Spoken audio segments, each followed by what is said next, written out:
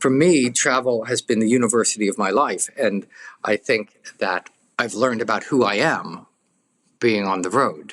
And the farther from home I got, the more at home in myself I have felt.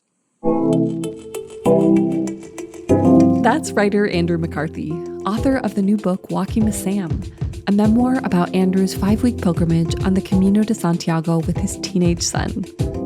And I'm Aislinn Green, Associate Director of Podcasts at Afar, and this is Unpacked, the podcast that unpacks one tricky topic in travel each week. Some of you may know Andrew from his work in film and TV. He starred in such 80s classics as St. Elmo's Fire and Weekend at Bernie's. And more recently, he's directed TV shows like Good Girls and Orange is the New Black. But I'm actually more familiar with his work as a travel writer and editor. As a young man, Andrew picked up Jack Hitt's book, Off the Road, a memoir about walking 500 miles of the Camino. And shortly after, Andrew was on a plane, following the same route. It's not an overstatement to say that pilgrimage changed his life and turned him into a traveler. Since then, he's written 4 books. He was the editor-at-large for National Geographic Traveler for a dozen years, and he guest-edited the Best American Travel Writing Anthology. And in 2010, he participated in one of Afar's first Spin the Globe trips. That year, we spun the globe and sent Andrew to Ethiopia with less than 24 hours' notice. Check out our show notes for that story, including how he got himself arrested. Andrew's latest book, Walking with Sam, came out May 9th. As his son took his first steps into adulthood, Andrew wanted to recreate his own first Camino walk and cement their bond. As they walked, sometimes together, sometimes apart, they faced blisters and hours in the baking sun, the paradoxes of solitude and companionship, and the transformative power of the Camino pilgrimage. Let's get into our conversation. Well, Andrew, thank you and welcome to Unpacked. We're so happy to have you here today. Good to be with you. We're here to talk about your new book, Walking with Sam, which I have savored over the past couple of weeks. And I've only read excerpts of Jack Hitt's Off the Road, but that kind of combination of frankness and humor that he weaves together is also such a hallmark of your new book.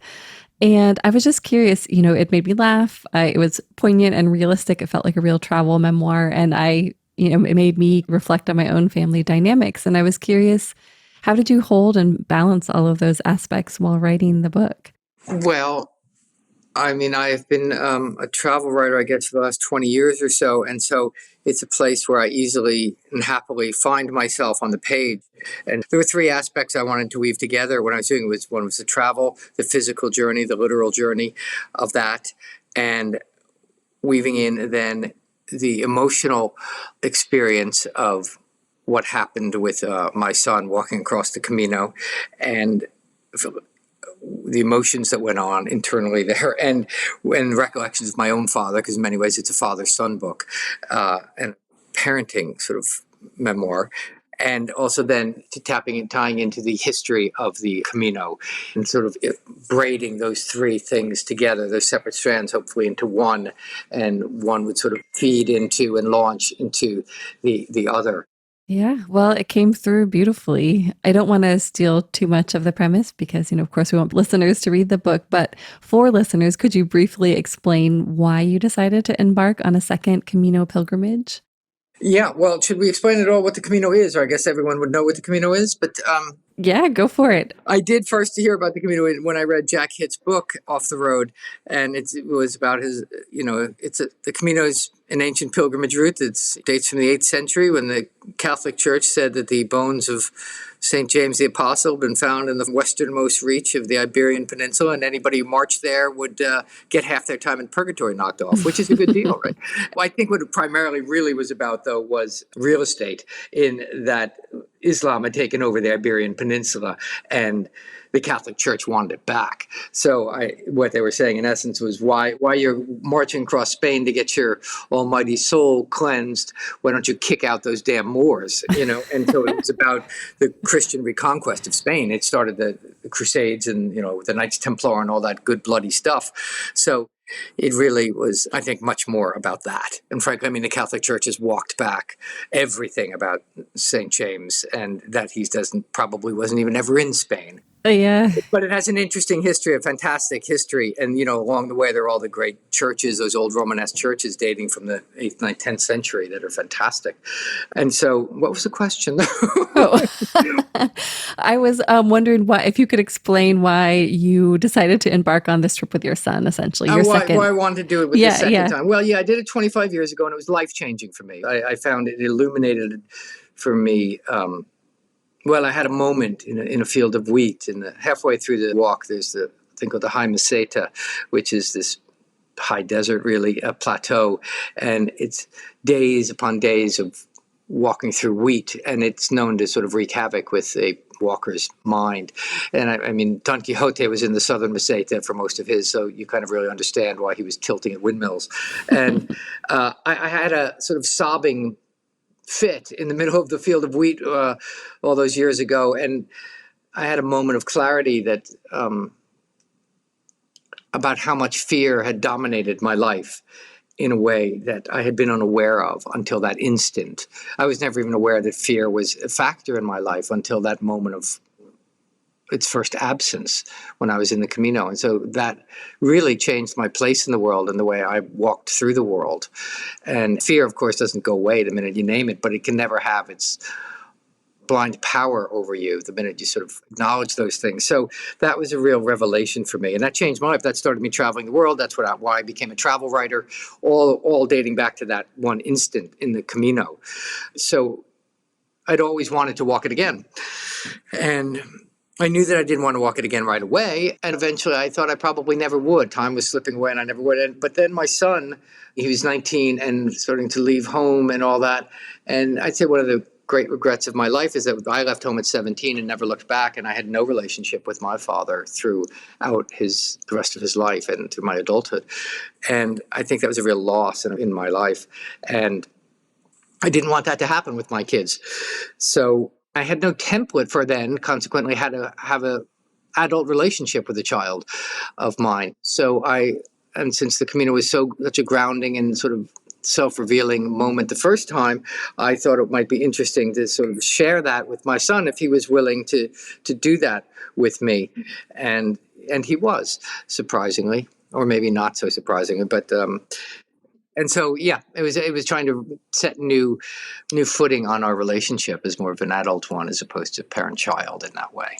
I have no interest in being my son's buddy or his pal. I'll always be his father, his dad. But one of the results of it was, though, I think I began to see him and he began to see me as opposed to just, it's at one point, I think I even said in the book, he talks about it's really difficult to see your parents as real people.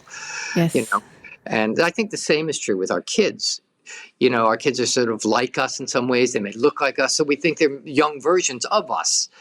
And they're not. One of those things that was really revealed to me in the walk was like Sam was responding to situations very different from the way I would. And it's like, oh, he's his own guy. Yeah. And to see that. And you can't honor that till you can see it. So I think that was one of the things that came from that was our seeing each other. And in that seeing, it creates space. And then that space can be filled with a sort of a love and trust, Yeah. I mean, it's powerful. And I was curious to know how the effects of the walk have kind of bled out into your post-way life. Like, have you seen changes in your relationship come from these 5 weeks? Yeah, sure. I think I now tend to, instead of advising or telling Sam, I tend to advocate for him, to him. It doesn't mean take it or leave it, but I'm fighting for you in the way that I see best, and that you can take that or leave it. And I'm the only one that because I'm your father, this is what I'm doing, And so he sees that as what it is, which is advocating for him, whether he agrees with it or not, take it or leave it. But he doesn't see it as being told or being parented. I'm just respecting him by going, this is what I see and what I guess I would do, which then leaves him the space to come to me and go, Dad, so this thing happened. On the Camino, I had the greatest luxury you can have with adult children, which is time. Usually he's racing out the door. Like, hey, Sam, you want to go have sushi for dinner? Yeah. Okay, I'll see you later. And on the Camino, there was just time. So, you sit my son down to talk, you're not going to get very far, but you get him moving. Eventually it all comes out.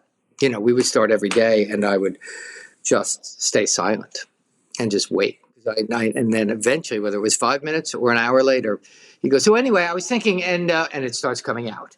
He was processing a big thing in his life on our walk. And so I would just sort of wait for him to begin and to not have to have an answer, to not have to have a fix, to not have to have wisdom or guidance or any of that kind of parental stuff, I think was a great relief to him. And it was a challenge for me to just keep my mouth shut. That was one of the things that I noticed throughout, is just the number of times that you were able to bite your tongue to just listen and not say what maybe you were thinking in your head. Oh, often, and it was, and because I knew I had time. If I just had 15 minutes of his time, I'd listen and I'd go, okay, you know what I think, Sam? And I would, give him some off the cuff kind of thing. And to knowing that I had the time and the miles with him to just let it, people don't want to be told. We don't learn anything that way. And especially at that age, right? Yeah. You want to figure out your own. Absolutely. Absolutely. I think it's like, I would like to think of myself as like a big backstop behind him on a baseball field, on a Little League field. It's like, I'm here behind you. You go out there into the world. And when you turn around, I'm going to be right here. Yeah. And know that I'm here. But you go do your thing. But that's an important thing to know, that someone's, got your back in life. I didn't feel that when I was young. I felt very alone in the world. So, it's a fine line of letting them go do their thing. And then no, but I'm here. So go, there are times you want to say, dude, make a different mistake. But, Yeah. Even one of your Camino friends, James, towards the end of the book, remarked on that, right? On, seeing what a father-son relationship could be. The Camino's chock full of metaphor, easy ones, cheap ones. And as you get to Santiago, the walk is across Spain to Santiago de Compostela in the northwest, and it's about 50 miles from the sea. And a lot of pilgrims then continue on beyond Santiago to Finisterre, which is the name of this place on the sea. And I had no interest or desire to do that either time. My goal was Santiago, and that's enough for me. But Sam kind of said, I'm going to walk to Finisterre. And which I thought was just, the low-hanging fruit of that metaphor was just fantastic to me, because that's what we want as parents, is for our children to go beyond us, right? I mean, that's the goal. If you've done your job well, you set them up to go to exceed you, whether you're the first one to go to college, the first one to go to medical school or something. That he went beyond me to the sea during the walk, really I found very meaningful and powerful. And I loved that happened. Yeah. That was surprising. I kept thinking that you were going to decide to go with him, and I love that you didn't, and just he had his own end in a way. I mean, I part of me wanted to go, but a part of me also said, it's none of my business. That's his. Even if I wanted to go, I wouldn't have. It's like that's, and I didn't. I wanted to sit my ass down, but it was great to just see him go. And it was like sending a kid off to school or something, because when I walked him to the beginning of the trail that morning in the dark, when he was going off to finish, and walking back to town alone as he was continuing on, I was just started crying. It was just like, oh my God, I haven't felt this alone since I was in third grade walking to school. It's like, wow. Parenting's a funny thing. How have you seen the effects of the Camino in Sam since then? Because it affected you so much for so many years, it seems like. I think there's a solidity in him and a knowing in him that I didn't see before. As I mentioned in the book, Sam had a terrible time in school. He was not a student. If you're not the square peg, it's the square hole in school, you're often dismissed and or judged. They blame you for it, and they don't see you. And I mean, that's all any of us want in life, is to be seen, right? And so he didn't feel seen in school. And so consequently, it's the same way I didn't. And, and what they tell you in school, if you're not fitting in that square peg, they tell you there's something wrong with you. And, I think that really harmed him the way it harmed me. I still, all these years later, every September, I'm still glad I don't have to go back to school. And I'm still rail against sort of elite academia. It bristles me because I feel an insecurity somewhere, But having said that, I think he then started to feel he was legitimate, he was enough, he was complete. And in something in the physical walking of that, it can't be taken away. You know, you earn your way across the country and into yourself, and no one can take that away. And then you realize it doesn't matter what anyone else thinks. I did it. It's mine. I don't care what you think. And not in an assertive way. It's just, it's utterly unimportant what you think, because I know the experience I had. And there's something great in the knowing. There were several times that you or someone else would talk about walking your own Camino, and I thought that was a very interesting way to look at something that so many people have done, is that everyone has their own journey in this very collective space. You know, I mentioned in the book the first time I walked, I got together with someone I had met on the Camino, and she brought a friend of hers who had walked the Camino I didn't know very well, but he'd been walking the same days over the same land that I was. And he showed pictures from his trip, and he told stories of his trip, and it sounded like he was on a different planet to me. And yet we were on the same terrain and the same days, and I didn't recognize anything in his stories, or very few things in his pictures, you know. So it's so odd. It made me really realize in that moment all those years ago that not just on the Camino, but in life, everyone's having their own unique experience of it. And who are we to judge? And so that's what you learn. That's when everyone says, when that line, walk your own Camino, is about. It's like that you have no idea what that guy's going through or why they're here. You know, people tend to walk the Camino because they're at some kind of crossroads in their life, whether they know it or not. It's not something normal in our culture to go off and do that. So it is like, mind your own business. Yeah. I mean, that could be on the trail, off the trail, really. Yeah. No, they're all, I mean, the metaphors for life on the Camino is bound, you know? So. Yes. Yeah. Well, you talked a lot about the kind of memories and the impressions and, you know, the lessons that stuck with you from your first walk. And I was curious to know, I'm guessing it's been a couple of years since you did the second one. What are the memories or impressions that have remained with you this time around? You know, that's interesting about memory. First of all, I thought I remembered everything about that first Camino, and I realized memory is a funny thing. Memory lies, and we morph our memories to suit the narrative that we either consciously or unconsciously need to have in our lives, and to justify things and to understand them. And walking the second time made me really realize that when I would go to places I knew I'd been to before, and they were just so different. And I'm like, this is not what and I know buildings rise and fall, but it wasn't like that. It was something else. It's like, this is not, I remembered so little specific. And there were a few places that were exactly as I recalled them, but many were so different. So, but what I've taken from this one, I think, is a sense of that, you know, as mundane as it sounds, is that we can trust our own experience and that it's enough. We spend so much time sort of unconsciously striving in a certain way or wanting, you know, a little not sure. And so we compensate and do and I think there's just something in the knowing that, you know, and we forget that all the time. But when you're on the Camino too, you really start to live the knowing in a certain way, because all you're doing is walking. All day long you're walking, looking for food and looking for a place to sleep. And on the Camino, finding food and a place to sleep are not difficult. It's not like you're on the Appalachian Trail carrying the world on your back and you have to know stuff. You don't have to know anything to do the Camino. You just need walking shoes and go. And so I just think we can be trusted to ourselves. So it's a big deal.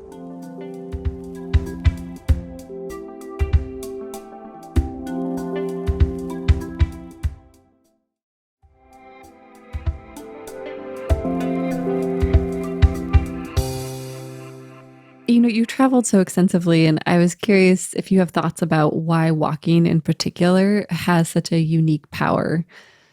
And walking long distances, not just like a little stroll, but... Well, I think even a stroll can have very profound effects on us. I think we were meant to move at a walking pace, which we rarely do in life now. And I think our brains work at a walking pace and in a rhythm of walking. That's why so many writers and people have said all these wonderful, great phrases about how walking is well known to, you know, fuel creativity. It's well known to sort of burn away anxiety and all sorts of things. I think walking has, I used to perceive it as just the slowest way to get somewhere. And now I have come to believe that walking is actually the event itself. And I think it's a natural rhythm of our bodies and minds are, you know, inexorably linked, and I think it's one of the things that the Camino gives you is that it reveals your mental pattern. It would reveal my mental patterns to me and my cycles of thinking and my emotional cycles in ways that you think it's life happening to you and things like that. And it's not. It's just your emotional rhythms and mental rhythms, and often influenced by being hungry or tired. And it's not the things that are happening in life. It's my internal things that's influencing my perception of the things.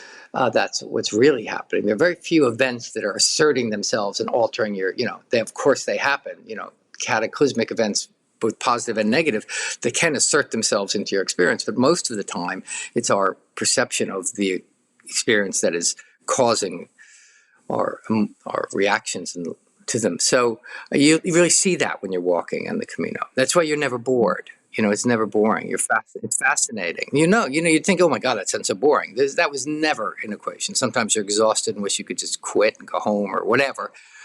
But which you can, which is important to realize. You can go home. You can hop in a taxi like Taxi Cab Roger did, Yeah. But is that what you want to do? Is that what you want to do? Well, yeah, I want to go. Okay, so go ahead, get in one. Well, no, I'm not going to do that. Okay, then you're not. And let's deal with that. So I don't know. I ramble. But that's what also the things that walking does. Walking also allows the mind to ramble and to, I would walk with Sam. We'd be walking some days.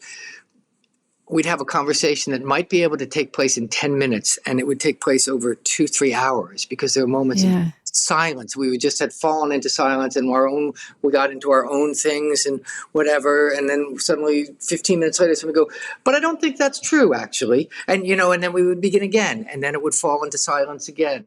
And, only when you're going a long distance with somebody do you have the luxury of that to happen. Yeah, it's kind of like a long road trip. And I think, with phones and distractions, we don't have those kinds of conversations as much anymore. And it was interesting. I mean, you guys covered a lot of ground in terms of your conversational topics, from the space-time continuum to flaming hot Cheetos. I mean, really. We did, and it's interesting about the technology. I mean, there are people that kind of leave their phones at home and make an active, assertive effort. No music, no music going, and we didn't do any of that. I mean, that's fine, great, if that's what you want to do. But we didn't feel the need to sort of impose anything like that. But it was interesting to see, because I also think that my thinking and process is not that precious, So if I need to have, Meatloaf playing in my ear and say "Bat out of hell" to help me get up this hill, I think that's just fine, which also then triggers all sorts of memories and gets the brain going in certain ways. You mentioned Taxi Cab Roger, and I wanted to talk about some of the people you encountered because, as I understand it, the Camino Frances, the route you walked, is viewed as one of the more social Camino, and you ran into a number of characters along the way. And I was just curious how important that kind of social element has been and was for you. Well, it was interesting because it's certainly, the most popular route for sure. I mean, it's sort of, I guess, the main route, I guess, but, and that's the one I walked twice. And the first time I walked, and this time with Sam, we found the first 2 weeks, I was solitary, and Sam and I were pretty much with ourselves. And then at about 2 weeks into, other people just sort of organically became incorporated into our experience to the point where it was, you just meet these people for dinner and stuff. And, it was great to have that kind of camaraderie. And, it was really a relief in a certain way and a diversion. And it was also just really nice to see other people growing along the way, So yeah, other people are a big part of it. And you can be as alone or as social as you want to be on the Camino. Well, the book it is such an honest portrait, of both you and your son. And has Sam read it? What did he think of the book? Well, he hasn't read it. He hasn't? I told him, that's so funny. I said, Sam, I'm turning this book in. You might want to take a look at this. And he's just not a big reader, He read the first dozen pages or so, and he flipped through. And he did read the audiobook with me, so he says all his dialogue in the book. Oh, he does? My gosh, how cool. Okay, all right, I'll have to listen to that. So all his dialogue is, Sam approved. The rest of it, we'll have to see. I think he's waiting for the audiobook. Like my other books, he's listened to the audiobooks on them. He hasn't read. Okay, that's awesome. Well, would you do this again with him or with another child of yours? Yeah, if any of my kids wanted to do it, I guess I'd have to, wouldn't I? My daughter would rather go to Paris, she said, though. So, Okay, all right. No um, Camino for her. but I would, yes, is the short and easy answer. But it's one of the, it's a funny thing, though, because the second Sam wanted to do it again right away, and I Mm. would love to go tomorrow. And yet, what happens, when it was over, you're filled with such mixed feelings and the relief and exhaustion and joy and pride that you made it, and such sadness that it's kind of over. And that moment is never going to come again with my son. Yeah. We could go do it again, but it Yeah. would never be the same. It'll be something else. But it needs some time between. Maybe we do it again. He said, "Dad, let's do it in 25 more years." And I'm like, "Dude, we got to do it sooner than that." With me, but I'm sure I'd love to do it again. Whether with myself or with one of my kids or my wife, or I would love to. I think it's a.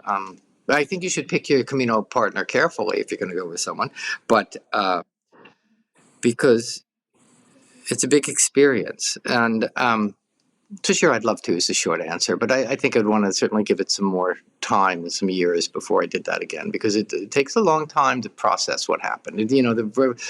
Those revelations sort of come slowly at a walking pace. Would you say you're still processing this most Sure, recent one? sure. Yeah, interesting. Well, I had wanted to ask what advice you might have for other people considering a pilgrimage like this. And so picking a good partner, that seems like a great piece of advice. But any other tips for seekers? I would always just say what I say about any kind of travel. Go. Don't think about it too much. Go. It's high. It'll be cheaper walking the Camino than living at home for a month. It costs you no money. You can live very, very cheap on the Camino. It's not about money. It's not, if you can get time off from work, that's a whole other issue. But I mean, I often think people don't travel because they're afraid, and that's fine. But I really do think that's the primary reason why people don't go. And the Camino requires nothing. You need to have no sense of direction. There are yellow arrows painted on the ground and on rocks and on trees that guide you across the whole country. You know what I mean?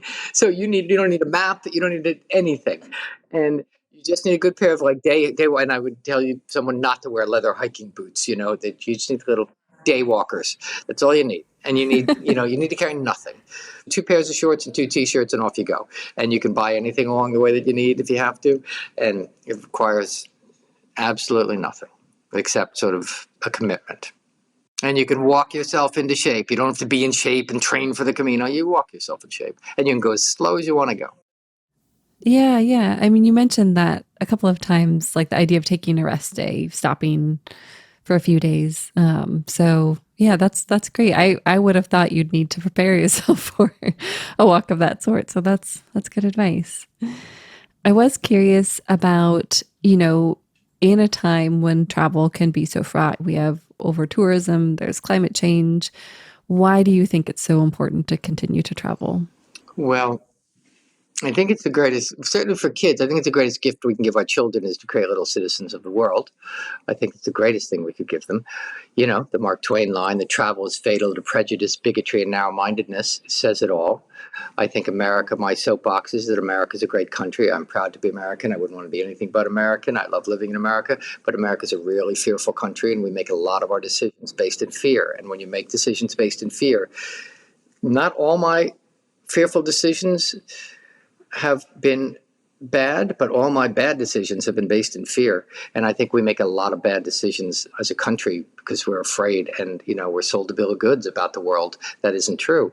And I think people should go out and find out for themselves and come back. You come back changed by traveling the world. And then I think it's like that ripple a stone in a pond. Those ripples go out and out. You come back changed by it. You encourage somebody else to go. They go, and they come back changed, and they go, and you tell 2 people, and they tell 2 people. It's that kind of thing, So I do think travel is the last best hope for the world, in a very real way, because that's the only way we're going to sort of see that everybody's the same. Everybody wants their kids to do well and be taken care of and have food on their table, and everybody is pretty much wants the same thing.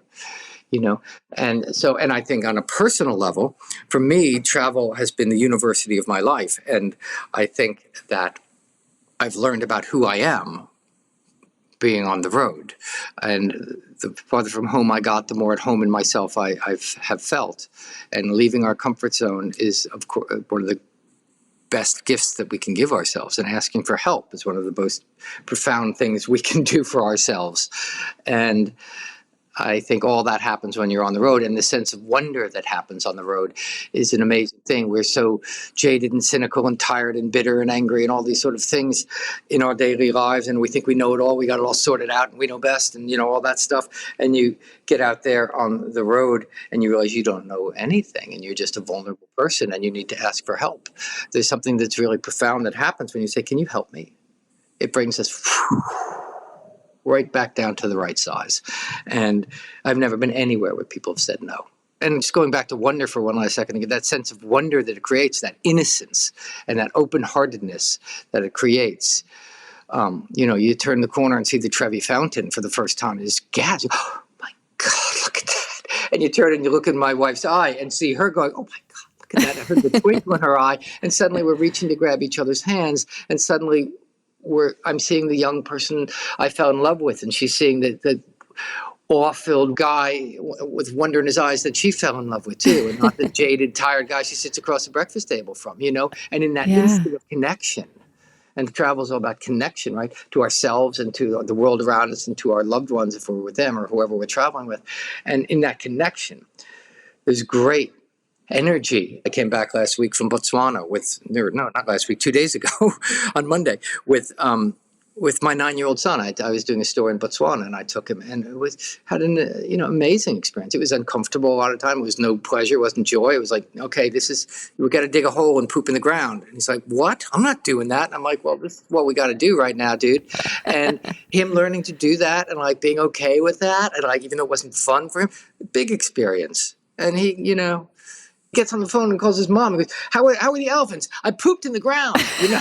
That's a big deal.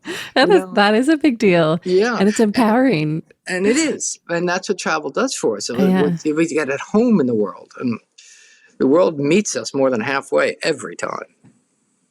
There's that kind of sense of delicious disorientation, I feel, when you don't know. And it feels like it can feel a little unnerving the first time, but then you kind of get hooked on the not knowing of it all. Yeah, of course. And that's we're in a great place when we don't know. Yeah, agreed. Well, you've talked a lot about, traveling with other people, but in your 2012 book, The Longest Way Home, you wrote that solo travel makes you feel at home in yourself. And I was curious to know how your view of solo travel has changed over the years. Oh, no, it's just deepened. I mean, solo travel is the best thing you can do with your time. I mean, and I think everyone should travel alone at least once. My God, I find solo travel it's like learning about yourself on steroids. It's fantastic. And it's not about where you're going. It's about where being in yourself, where you're going, and learning about yourself. I don't think we could give ourselves a better gift than to travel alone. And again, people don't travel alone for 2 reasons: for fear of physical safety, which is okay, but I often feel you may be as safe on the streets of Paris or London or Rome as you are in New York City, where I live, and I think the other is fear of loneliness. And I think that's unfortunate, because alone is something we are an awful lot, and we ought to learn to reconcile ourselves with ourselves, and people make a lot of bad decisions because they don't want to be alone, so they just latch on to people and things that they maybe shouldn't. So I think it's okay to eat alone in a restaurant, Yeah. No one's looking. Right? I mean, that's actually... We think they are, but no one is. Yes. Having a drink, reading a book, and eating dinner is one of my favorite things to do. That sounds like heaven, doesn't it? I know. Get away, other people. Just leave me alone. That's the introvert in you talking. But yes. You're preaching to the choir there. But yeah, no, I think traveling alone is where it's at, of course. But, don't tell my family. Yeah, of course. Well, it sounds like you balance it very well. What was the most recent solo trip that you've taken? There you go. That's how bad it is. That's how bad it is. No, I haven't in a while. Yeah. Sounds like you might be due. Yeah. Well, you were also an editor at large for National Geographic Traveler for years, and you obviously still continue to, travel and write. And where are you at in your travel writing journey? I don't write near as many articles for things. I sort of started writing more books, which I've enjoyed very much. And, I'm someone who likes as few votes as possible in my life. And when writing books, there's really only one vote. Yeah. And I appreciate that. Good or bad, it's my fault. But also, I think travel magazines have sort of gone the way of the dinosaur in many, Afar is one of the last excellent magazines there are. So many of the other ones are just sort of now lifestyle magazines. Very few travel magazines and travel sections in newspapers exist. I got into travel writing in about 2004, and sort of that 10-year period there, that was sort of the last hurrah of that in a very real way, it feels like to me. But I love traveling. I love writing about travel. So yes, I still enjoy doing it. I don't chase it as hard as I did. I found when I got into travel writing, it was a real creative rebirth for me in a way. I'd struggled with my acting career. Had sort of blossomed very quickly when I was young, and then sort of plateaued in this way that wasn't that interesting to me. So when I discovered travel writing, because traveling had been so profound in my life, and then to be able to write about it, and I intuitively knew two things about travel writing, which is what we were just talking about, that travel's meaningful and it changes your life and it's important. And the other thing I knew intuitively was tell a story, don't sell a destination. And I knew that just, I suppose, from all the years of acting and directing, of telling story, focus on story. What's the focus? Like when you're directing, it's like, what's the story of the episode of TV you're directing? What's the story of the scene? What's the story of this shot? It's always, what's the story? Always. And so I knew that. And so whatever destination I'm writing about, it's like, what's the story you're telling about it? Because you're never writing about a destination. This book on the Camino is like, it was a perfect hook to do the emotional story I wanted to tell about parenting and fathers and sons. And so the Camino was a perfect vehicle for that. And I knew that each would feed the other. Yeah, yeah. Are there other travel writers or travel books, or I don't know, just writers in general? I know that Jack Hitt Off the Road was kind of the impetus for that very first walk that you did, right? Well, Paul Theroux's books really changed my life. His travel books are particularly. First, what I remember was the old Patagonian Express, and someone gave me that, and the idea of go far, go alone, don't come back for a long time, get out of touch, was a revelation to me. And so that's what I started doing. And, that led me to sort of do the first Camino in a very real way, as much as Jack Hitt's book did. And then that philosophy carried me through sort of then traveling alone, many places. I think that his books were really impactful to me. And Pico Iyer is a lovely travel writer. But I don't read that much travel. Yeah. Well, thank you so much for joining us. And it's been a real delight to chat with you. And yes, again, congratulations on the book. I really enjoyed it. Oh, thank you. Thanks very much. It's really nice to talk to you. It's always fun and energizing to talk about travel. Yes, yes, it is. I know. I'm like, I need to leave today. I know, but the only thing better talking about is doing it, right? Yeah. I know. I actually have had itchy feet recently. So where are you going? I'm actually going to France in June, and then Wisconsin for a panel. And then actually my dream for this next year, it was put on hold because of COVID, but I want to walk the Camino Kodo in Japan, that pilgrimage trail. So that is, I'm planning to do. It depends. You can kind of make it your own. I think some people do it in like a week. I'm hoping to do maybe 2 weeks and spend 3 weeks to a month there total in Japan. So, but yeah, I can't wait. Fantastic. Yeah. I have to say about the Camino, a lot of people walk the Camino very, they pick it up along the way. And most people probably walk just the last 5 days. Yeah, yeah. You can get your Compostela, this sort of badge that you walk the Camino if you walk 100 kilometers. But I found the longer, the rewards come in the sheer attrition of wearing down. The longer you can walk, the better. These people that come and walk for the last 5 days. Okay, great. That's the great all you could get away for. Cool. That's great. And more power to you. But I do think that the sheer wearing down your defenses is where it's at. That's where the gold is. I really did feel finishing your book like I would like to go walk that and have that, do the long, the 5-week, 500-mile version. And I haven't previously. And so thank you for that inspiration, because that kind of wearing down and seeing where your mind takes you and your emotions take you, it's appealing, intriguing. And it builds you back up in a way that's so solid and so welcome and so attractive. What I would see the other pilgrims that, like, as they're nearing the end, particularly there's a point when you're about 100 miles out where you've really hit your stride and you're not close enough to the end to start having anxiety about what's going to come next, but you're really in the flow of it. And everybody, it's just, I would see these people that I've been seeing for a couple of weeks now, they're just sort of blossoming, and it's just really attractive feeling and sensation and yeah, a real pleasure. Right when you get to about Leon, and just after that, it's really, wonderful. God, you make me want to go again. Well, good. All right. Well, you also I felt like you own that the credit card pilgrim. Oh, well, that's an interesting thing. That's an interesting thing. The credit card notion of, because along the way in the Camino, there are these albergues and these sort of dormitories. Initially, they were built and run by the churches in every town because it was a religious pilgrimage. So they would have, big rooms with bunk beds, whatever, and you could sleep for $1 or $2, a euro or two a night. And they still exist. But, I'm 60 years old now, and which is shocking. That's a whole other story. But I didn't need to have people climbing over me to get to their top bunk and waiting in line in the bathroom. And I'm like, what am I doing this? I got nothing to prove in this way.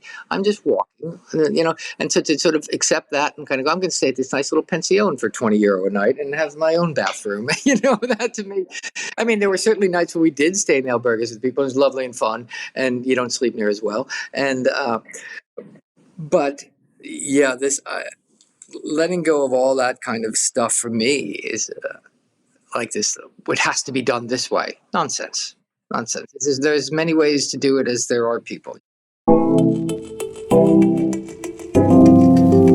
I have to admit, I left that conversation with a real temptation to walk the trail myself, the full version, and as soon as possible. I'll let you know if I actually do it. As for Andrew, we'll link to his new book and his previous books, as well as his Spin the Globe for Us in the show notes. You could read more of Andrew's work on andrewmccarthy.com and follow him on Twitter and Instagram at Andrew McCarthy. Instagram in particular has some really fun photos from Andrew and Sam's Camino walk. And if you too feel inspired to take a big walk, we'll share a few resources in our show notes.